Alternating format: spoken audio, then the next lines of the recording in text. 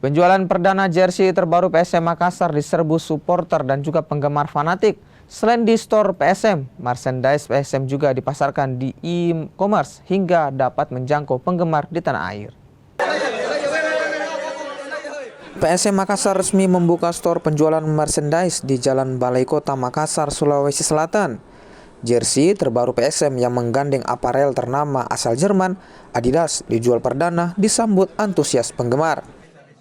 Tak mau ketinggalan, pengunjung dari luar kota Makassar juga berburu untuk memiliki jersey klub kebanggaan warga Sulawesi Selatan. Supporter bahkan ada yang datang sejak pagi untuk mendapatkan antrean terdepan. Ya, saya ambil dua. Ada sekalian sama awalnya juga. Ini memang sudah lama ya dinantikannya? Udah lama, udah sekitar beberapa bulan lalu. Jadi mungkin hari pertama ini sensasinya juga untuk menjadi yang pertama memiliki jersey ini. Ini salah satu jersey terbaik jadi sponsor satu juga Adidas.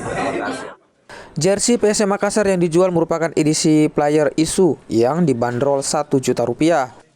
Selain jersey utama, juga tersedia jersey latihan serta jersey PSM musim lalu.